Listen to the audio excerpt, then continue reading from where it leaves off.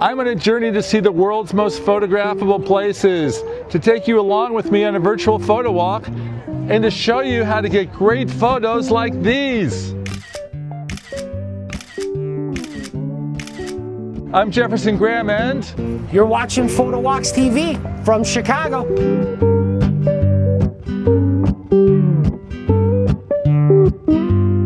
Today on Photowalks, we're all about Chicago, Illinois, the amazing architecture, the great photo spots, and of course, the food. Stick with us. So today we're in the second city, Chicago, Illinois, the third largest city in the United States. And if that doesn't make sense, it doesn't matter. Chicago's one of the gems of the world, and I'm going to show you how to get great vacation photos of Chicago with your phone. A lot of people don't know this is the best kept secret in the Midwest, Chicago. It's like a big city and it's like a little town. Everybody's friendly. As always, Photowalks is produced on the same phone that you probably have in your pocket, a smartphone. I do it this way because I want to encourage you to use mobile technology to get the most out of your photography. You don't need expensive camera gear for traveling. You don't need accessories. I mean, I have a few accessories, yes, and I'll be happy to tell you all about them. But for the most part, handheld, smartphone. The entire show is done on a phone. As you can see in the reflection right here, I am filming every scene of this on a phone. I augment it. A few shots are done on a GoPro and an Insta360 as well. All the stills are done on a phone. I'm a big believer in mobile technology. I'm also a big believer in the 3 C's. Clean your lens before you get started, check your battery, and also check your storage to make sure you have enough room to go photographing. And on that note, let's go photo walking.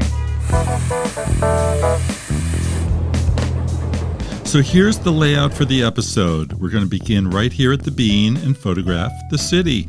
We'll also be checking out some of the amazing Chicago architecture in this segment, but not on our first day. Today it's all about exploring with our cameras and taking a short virtual photo walk. From the Bean, we're going to stroll over to the Chicago Theater, the Riverwalk, the Lakefront, the Art Institute, and the beginning of Route 66, which, if you've watched our series, know that it all starts here and extends to Los Angeles. So we'll photo walk and then do the architecture tours, and in our second segment, we're gonna eat. Chicago has some of the best food in the world, and if you have Midwest taste like I do, you know where I'm going. Deep dish pizza, hot dogs, beef sandwiches, yeah. One more bite? And we'll follow up as always with photo tips in the third segment. But first, let's begin with the art installation that has become the symbol of the city. So we are here at a sculpture that most people know as the Bean. Its real name is Cloudgate. I guess I should say its given name. And this is something that's become a symbol of Chicago. And it's one of the first things that people think about when they think of Chicago, and one of the first places that people ask me about when they're planning trips to Chicago. It's the Bean. It's one of those things that's easy to recognize. It's unique, it's shiny, there's a lot of different angles and viewpoints. So what's the best technique for a selfie here? Selfie stick. All right, so we just climbed up here and managed to slide over here and sit on this little block to give us a little bit more height so that we could get both the Bean and the skyline's reflection in the Bean. And that we also turned around. Yep. Right? Because we turned around so that the skyline would be right behind there. Our photo walk lasts about an hour on paper, but it could go much further depending on how many times you stop to snap the shutter. The Chicago Theater is one of my favorite icons, and it looks great in the daytime, but be sure to come back later when it really shines at night. And if you're lucky enough to get inside, maybe go to a show or something, be sure to look up because the ceiling is amazing. Walk over to the lakefront, which is where you'll get some nice shots of the city skyline, and besides, it's just a nice place to walk or jog or bike ride. If you'd like to see the city from another angle, check out the 360 Chicago observation deck, which again looks cool in the day, but even better at night when the buildings are all lit up. From up here, you get a great look at the Willis Tower, formerly known as the Sears Tower, and at 1,541 feet, the tallest building in Chicago and third tallest in the world. 360 Chicago is just 1,128 feet. Now, yeah, the skyline looks great up here, but as you'll see in the photo tip segment, we can do even better, so stay tuned for that. So when you come to Chicago, the first thing they tell you is, wow, the architecture is amazing. And we're going to see the architecture from both sides. We're going to do an interior tour and an exterior tour, starting with the interior. So let's go. We're starting with an interior architecture tour because this actually gets us inside some of these amazing buildings. Why is Chicago architecture such a big deal? We are a city that essentially came from nothing after the 1871 fire. We had 300,000 people and pretty much no buildings. Young, hungry, entrepreneurial architects are the only ones stupid enough to come to a city without any foundation. But those young, hungry, entrepreneurial architects lay the groundwork for the necessity of beautiful architecture. Our architecture looks nice because it has to, but because this was the pinnacle of architecture really in the world for, 60, 70 years. We've done more, better buildings, not the tallest, but probably more and better buildings than any other major city in the history of the world. We're dealing with some unique challenges. New York City's got bedrock about that far under grass. Chicago's got about 200 feet of swamp waiting for us to try to build on. So necessity being the mother of all invention, so much of this is trying to balance a really unique structural foundation problem that no other major city in the world likely has, maybe other than Amsterdam, in terms of proximity and swampiness.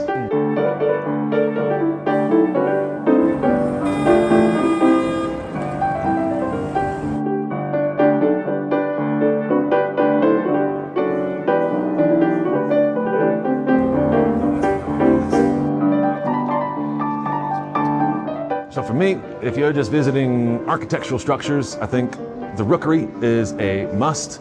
I think to see the best Tiffany glass, in my opinion, in the city, you'd want to go to the Marquette building. And a building I think you'd want to take a picture of at night is the Wrigley building. Mostly because that was the first building that was ever meant to be illuminated at night. It's an absolute stunner at nighttime.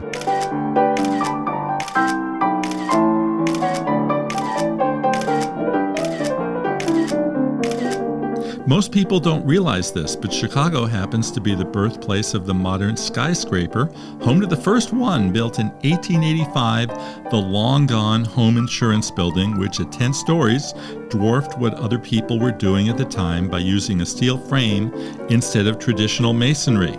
Interior tour, really cool. Now, as promised, we're going to see Chicago from the water. So let's go. We followed up the architecture tour with the outdoor boat cruise, the one that everyone says is a must for visiting Chicago, because you get to see the buildings from a unique angle from the river. It's quite the view and a fun cruise. However, I've got to be frank. If you had to choose between one or the other, take the interior tour. You're going to see a lot more.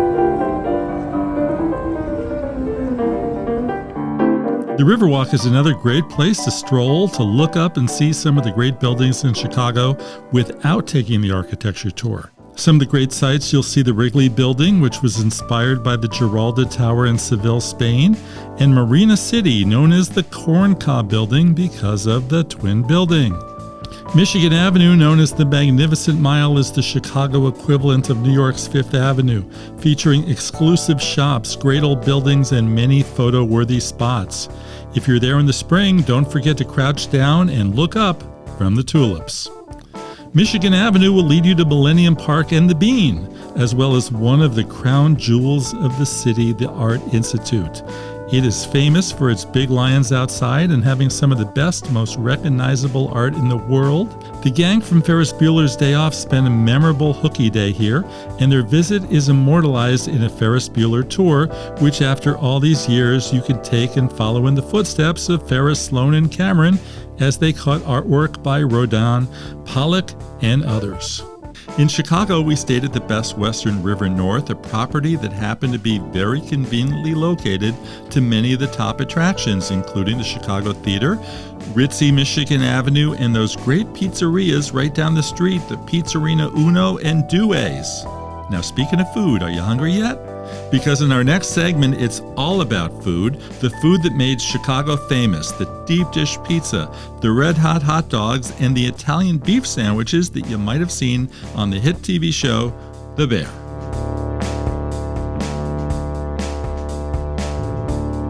The pantheon of Chicago food is this: pizzas, hot dogs, Italian beef sandwiches. These are the things these are the real Chicago foods. And these places, there's a bunch of places that are still around. And we should all be grateful that they are. And of course we are. So in this segment, we're going to focus on the great foods of Chicago. And no one dish is more synonymous with the city than the way it makes its pizza deep dish style. Invented in 1943 at Pizzeria Uno by Ike Sewell and taken to new heights at restaurants like Pequod's and Malnati's. So deep dish pizza is a Chicago spin on pizza. It's opposite. So usually you have the sauce, you have the dough, then the sauce, and then cheese on top, toppings on top. It's the complete upside down. So first you start with the dough, the base of it, and then you put the cheese, then you put the ingredients, and then you put the sauce on top. Yeah. Okay, why do they like it so much? Because it's hearty, it fills you up, it's made with fresh ingredients, it's delicious. Yeah, and it takes a lot longer to make. Yeah, it takes generally we say the pizzas take 30 minutes, but it really depends. If you have extra toppings on it, it could take up to 45. We asked if we could go into the kitchen to watch them make a pizza, but they declined. Instead, they came to us. They set up shop right by our tables and showed us how they start with the dough on the bottom and then put all the ingredients on the top.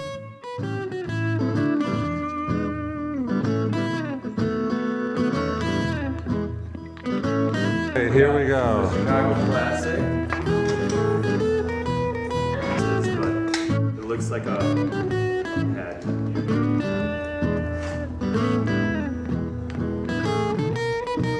Chicago pizza, there's nothing like it. Malnati's, the Chicago classic, lots of sausage, which I love, big and thick. Like I said, be hungry when you get here, because this is something else, and it really tastes great. What's up, handsome? Nice to see you. Nice to see you. I'm good. I'm great. Everything's good. The other dish that is so Chicago is the Italian beef sandwich, as seen on the TV show The Bear, which was partially filmed in Chicago at the original Mr. Beef. They filmed a lot of different episodes here, but the pilot episode, every exterior, interior, as far as the front of the restaurant goes, and the dining room and the back end of the restaurant was all filmed here. It was pretty amazing. Chicago Italian beef sandwich, it's truly our root food here in Chicago. It's our staple. It's our it's really what we're known for here in Chicago. And what it is, it's a piece of French bread, and it's usually a cooked top butt, sur-butt, flat, piece of roast beef. It's cooked in its own juices. If you are cooking it, it's thinly sliced. It's similar to like a French dip. It really is. But it was the poor man. It was created during a thing called peanut weddings here in Chicago, which was an old Italian thing. The Italians didn't have a lot of money, so they would have these peanut weddings. The peanuts were the appetizers. Mr. Beef, the original, 40 years plus. And this is the Italian beef sandwich that everybody was waiting online for. Shall we take a bite and see? It's a little wet, but I think we'll survive.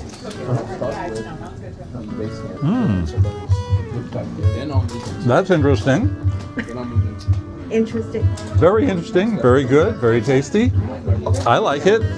I don't know if it's going to survive without falling apart by the time we get at the end. What do you think, guys? It won't. It'll fall apart. It'll fall apart. I think that's the point, isn't it? Don't think it's supposed to go. Oh, really good.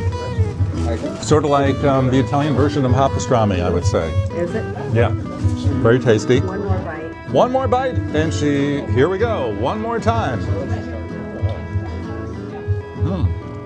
It hasn't fallen apart yet. Very elegant. Yeah, very elegant. Beyond Italian beef and pizza, the other staple of Chicago food is, of course, hot dogs. Hello, Portello's. And then there's the famous diner Lou Mitchell's, which has been servicing the Route 66 crowd and others for many years and is best known for their fluffy egg omelets. Okay, the world famous Lou Mitchell's. Route 66, here we go.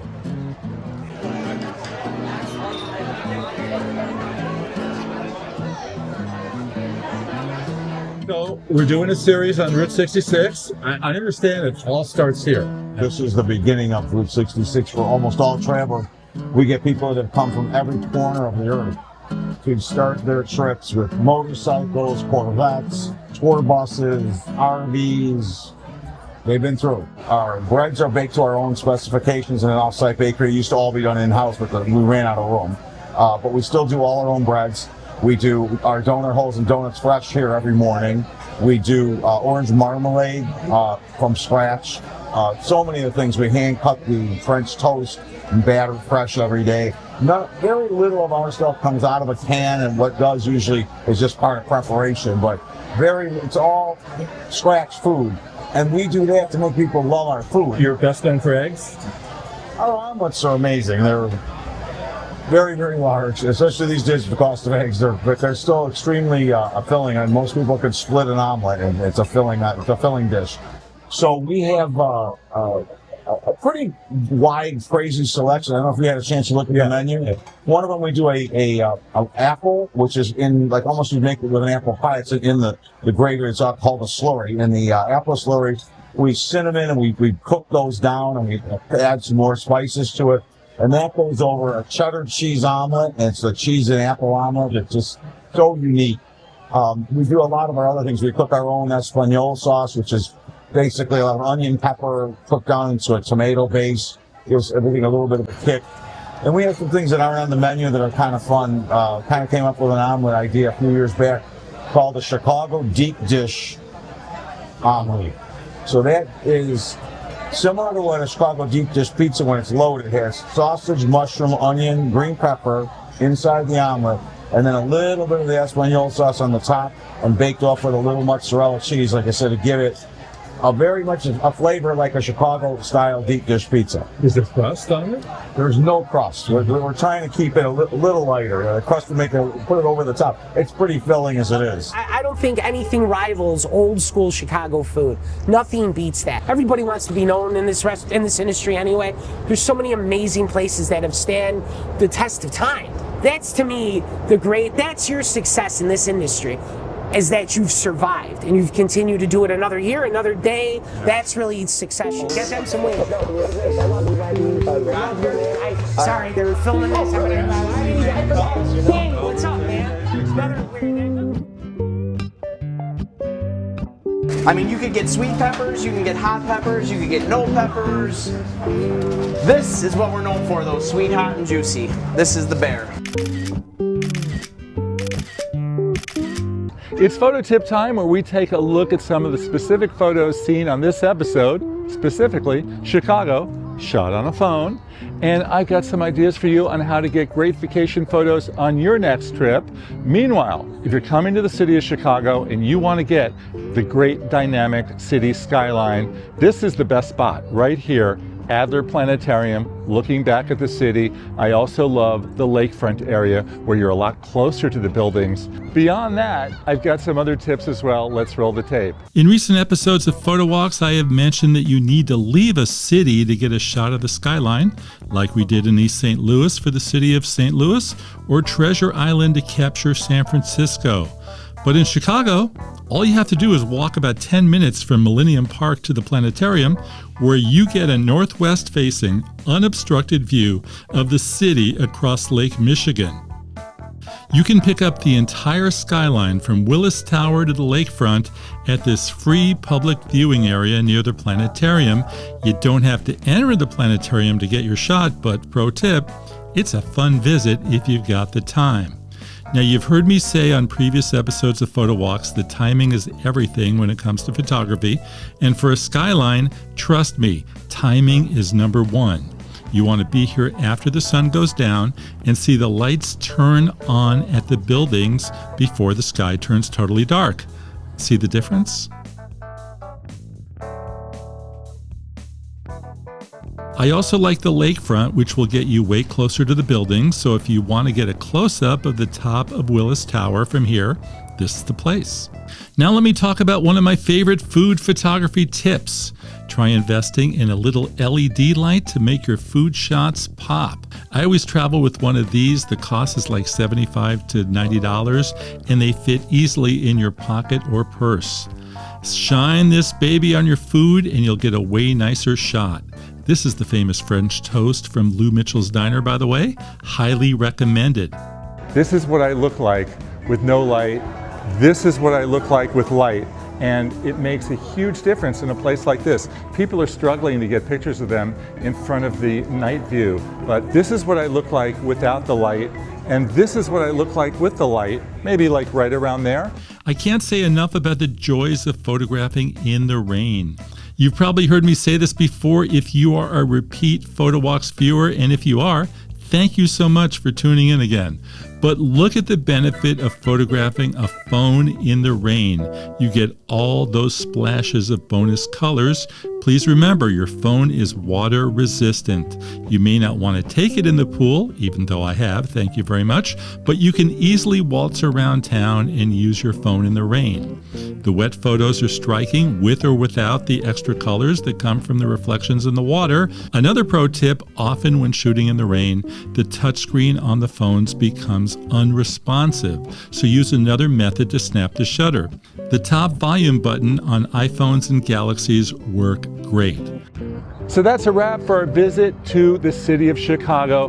There's so much here, it was really hard to cram it all into one episode. So, you know what I'm gonna do? I'm coming back for seconds. So we'll have another Chicago episode coming up soon. Meanwhile, don't forget that I am just one click away. If you got questions, concerns, comments, whatever, look for me at PhotowalksTV.com. Meanwhile, I'm Jefferson Graham, and I'll see you on the next Photowalk. Bye-bye.